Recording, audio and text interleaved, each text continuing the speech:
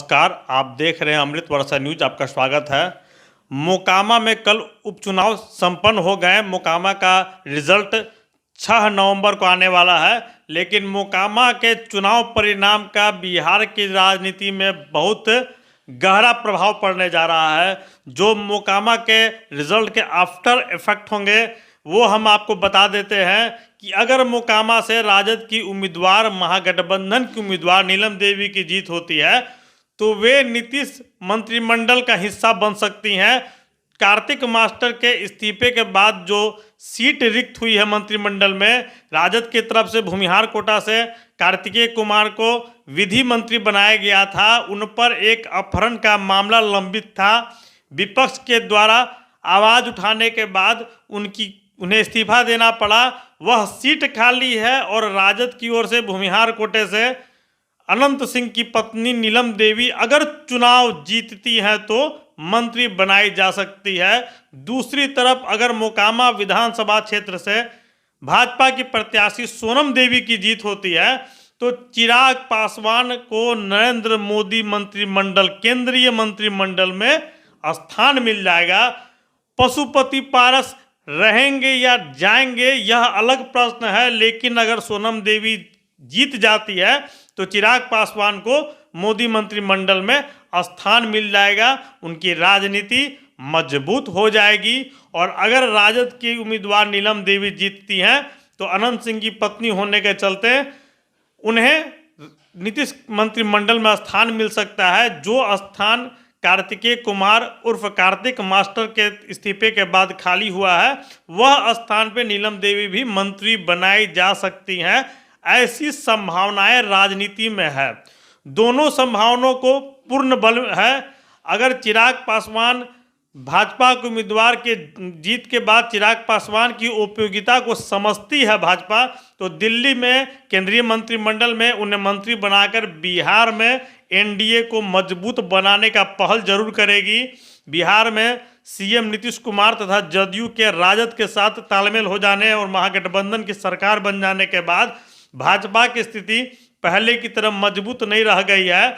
मोकामा के उपचुनाव में अगर भाजपा जीतती है तो चिराग पासवान को इसका श्रेय जरूर मिलेगा, क्योंकि चिराग पासवान ने चुनाव के अंतिम क्षणों में जाकर एनडीए के लिए प्रचार किया, सोनम देवी के लिए वोट मांगे। पहले चिराग इनकार कर रहे थे, लेकिन दिल्ली में केंद्रीय स्तर पर शीर्ष नेतृत्व मतलब गृह मंत्री अमित शाह से बातचीत के बाद चिराग पासवान मोकामा पहुंचे। उन्होंने जितोड़ परिश्रम किया सोनम देवी के जीत के लिए। तो अगर सोनम देवी को जीत हासिल होती है तो चिराग पासवान को केंद्रीय मंत्रिमंडल का हिस्सा बनाया जाएगा। इसलिए क्योंकि पशुपति पारस ऑलरेडी केंद्रीय मंत्रिमंडल में है, बीजेपी के साथ हैं। लोजपा दो भाग में बटी थी, एक भाग के नेता पशुपति पारस हुए, एक के चिराग पासवान हुए। तो जो राष्ट्रीय लोजपा जो है, जिसके अध्यक्ष हैं पशुपति पारस, केंद्र में मंत्री हैं, लेकिन पशुपति पारस को दलित वोटों के लिए मोकामा में रोड शो नहीं कराया गया। जब रोड शो करने की बारी आई, जब दलित वोट बैंक की बारी आई, तो भाजपा को चिराग पासवान की याद आई।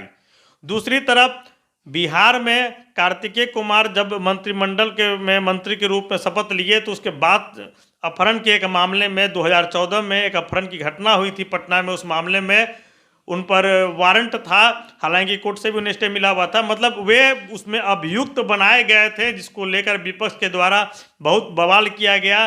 कई सवाल खड़े होने लगे तो उन्हें उनका इस्तीफा ले लिया गया। उन्होंने इस्तीफा भी दे दिया। इस्तीफा देने से पहले एक दिन पहले उनके मंत्री मतलब उनके विभाग को भी बदल दिया गया था, लेकिन विभाग बदलने से बात नहीं बनी तो कुर्सी की कुर्बानी देनी पड़ी।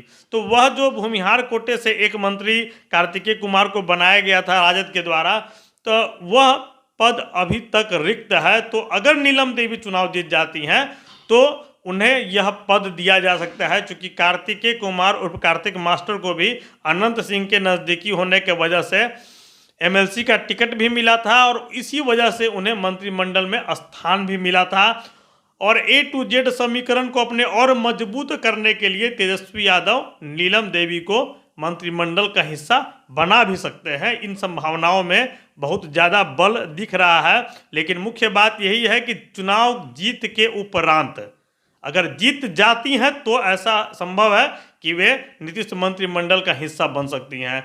मोकामा में 6 तारीख को मतगणना होने हैं। दोनों पक्ष के द्वारा अपनी अपनी जीत का दावा किया जा रहा है।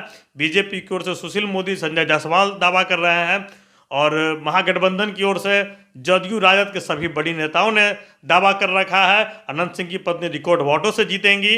वहीं भाजपा का दावा है कि सोनम देवी इस बार चुनाव जीत सकती हैं, जीतेंगी ही भाजपा के अनुसार। वो तो तय हो जाएगा 6 तारीख को जब मतगणना होता है तो दोनों में से कौन जीतती है चुनाव, किसके सर पे ताज जाएगा मोकामा का, यह तय हो जाएगा 6 तारीख को। हम आपको बता रहे थे मोकामा चुनाव के आफ्टर इफेक्ट्स के बारे में। आप देखते रहिए अमृत वर्षा न्यूज। धन्यवाद।